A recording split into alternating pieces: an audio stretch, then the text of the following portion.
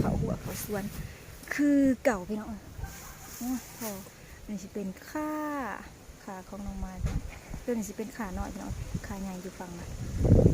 ทางนั้นก็จะเป็นหัวสีไข่บ้านน้องไม้ยังโมแล้วพี่น้องแล้วก็สิได้เขาหัวเขาสวนต่อเขาสวนพักกับไปเห็ดอันปลูกพักทำไปแล้วก่อนหมูไปละไปการพี่น้องน้องไม้ได้เขาสวนพักก่อนสันหมูไปหาเงินหาคำน้องไม้ยังบนอุกลุกอยู่ที่กับสวนหญ้าสวนคาพี่น้องยังบ่แล้วเคยปลูกแต่ละปีก็ได้ปลูกพี่น้องปลูกกินเองของธรรมชาติอยู่ตลาดก็มีอยู่พี่น้องแต่ว่าเพื่อสิเขาปักซองก็ใกล้เติบ30 กิโลแต่บ้านน้องไม้หาตลาดปักซองก็ใกล้อยู่นะก็เป็นเวียกเป็นงานใส่ร้ายก็เขาไปซื้ออยู่แต่ว่ากินชีวิตประจำวันนี่นะฮะเฮาได้ปลูกกินเองจ้าไปเลยลุยกับการเข้าสวนผักกันต่อขุดต่อตัววานนี่มันบ่แล้วเด้พี่น้องเราก็จะไปต่อกันเลยอันนี้จะเป็นขาใหญ่จ้ะพี่น้องน้องไม้ตัดนะตัดลำเพิ่นออกลำมันก็เลยบ่หลายนี่ทำงานเพิ่นออกกำลังป่งหน่อตัดลำให้อันนางร้อยมาเอาไปหล่อเสาเดี๋ยวนี่จะเป็นขาใหญ่ต้นล่าบากใหญ่สูงเจิ่นเทินเลยเพียงรังของน้ำท่วมรังของน้ำพี่น้องลมนะก็เลยมันเอ็ดไปทุทิตัวแดงเนี่ยนะทักทายสบายดีเด้อพี่น้องเมื่อนี้เขากลับมาสืบต่อนานพักยังบ่แล้วพี่น้องคุดมือบ้านเลยนะเมื่อนี้เขาก็สิมาต่ออีกแดดออกมาเลยเขาเห็นแล้วเขาก็สิไปหาอาบน้ำพี่น้องเขาก็เตรียมการไหวปลูกถ้าไปตัดโอ้มื้อนี้แดดแห้งกว่าสีหอนๆพี่น้องเ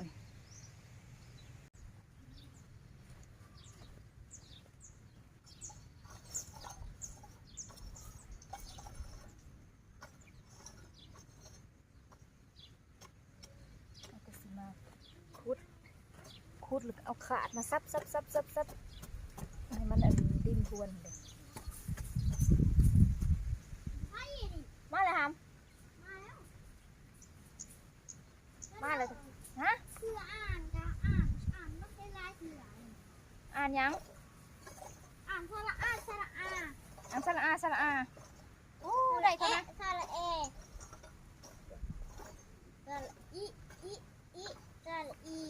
อีกบ้านหนึ่งกูว่ามอดไปหาทำไมคือไปนั่งได้ไม่อยากไปฮะอย่าไปเราได้ชิมิมู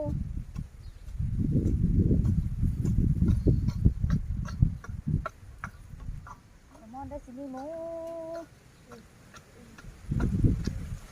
เด็ดบดเลยพี่น้องอย่าเข้ามาจะนอนไม่ออกแม่ใช้แล้วเลยนี่จะนอนแม่ก็ออกหอดเลยไปหาหน้ามือแรกคุดต่อยัง2 นาน 3 นานจะเหยียบได้นี่หมูไม่ได้เหยียบแม่ทราบแล้วเลยต้องชิดดินแหนน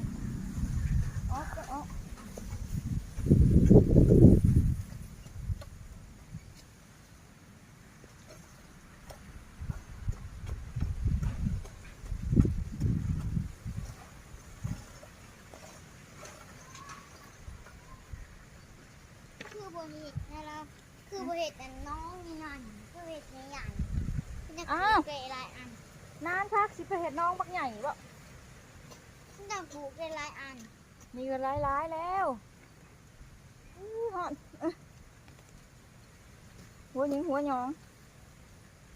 แดดบดบดหมูพอแดดเอามาอีกใส่อีก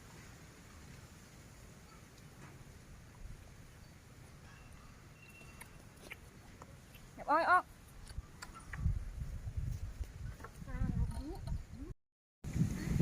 โอ้ยนางเช่าห่มก่อนพี่น้อง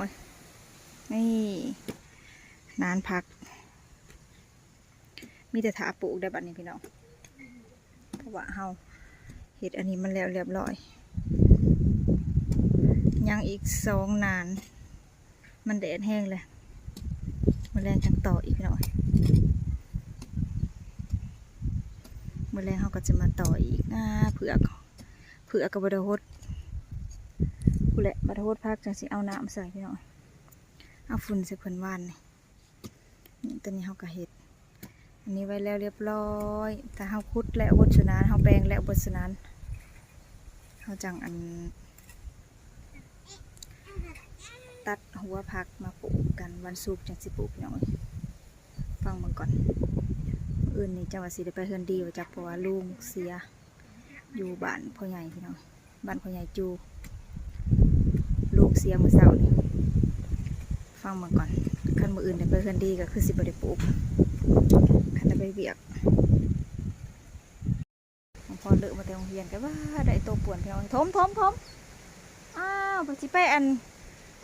คุดอันขั้นขนานอันนั้นของแม่มันกระหมุนไปแล้ว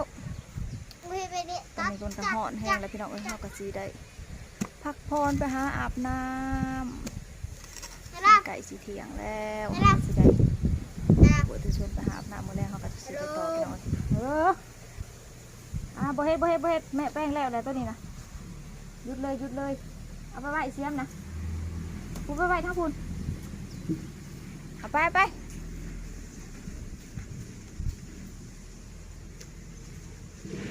เอาไว้ไปออกไป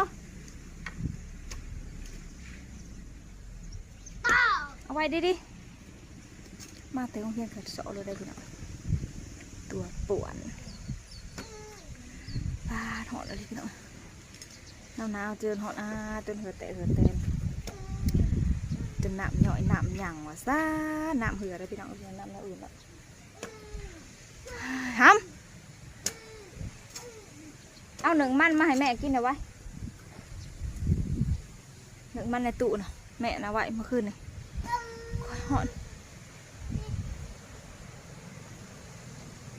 มากับบ่เอาหน้ามาให้กินโอ้ยมอนเลยไปโรงเรียนอย่าไปใส่มันดิ้นแน่นไปโรงเรียนซื้อกินยังเงินนะซื้อน้ำมือก็จนดำเอาหมูแดงในหัวออกแน่วางนี่นี่ออกแล้วลมผัดมันออกแล้วเนี่ยจอกนะเอาจอกมาหนังสมัยก่อนเหือหมดก่อนเหือหมดจังจะไปฮะอาบน้ำเอามาใส่จอกมาให้แม่ใส่กับเผื่อสีได้3 รอบเลยจังบ่ได้ไว้หอดนี่พูดแต่เศร้าผู้มาดิพูดแต่เศร้าจนเด็กน้อยเลยโรงเรียน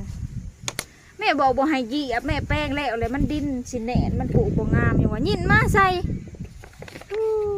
ยุด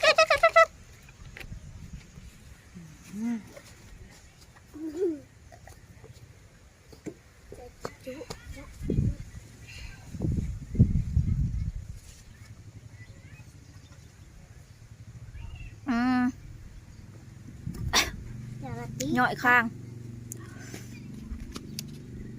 น้ำย่อย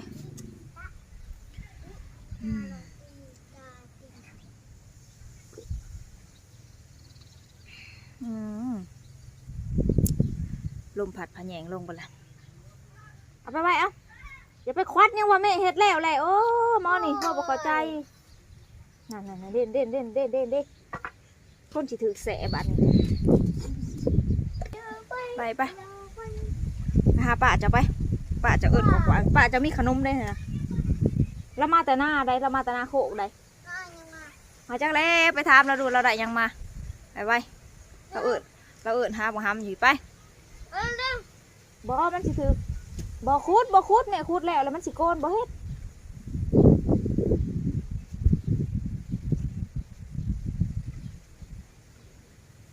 ตอนนี้แม่ป้าเราถ่ายได้ป้าเราเอิญอยู่นะโอเคจ้ะพี่น้องมาวันนี้ขอจบคลิปเพียงสำหรับเด้อพี่น้องเด้อขอตัวไปหาอาบน้ำอาบท่าก่อนพี่น้องเพราะว่าสวยเลย นางเฮิงจนนั้นมันเย็นมันหนาวสิบ่อยากอาบเลยนี่ถ้าอาบพวมันหอนเนี่ยล้มพี่น้องเอ้ยมันเนี่ยโอเคจ้ะพี่น้องถ้าพอกันใหม่คลิปหน้าเด้อสบายดีจ้า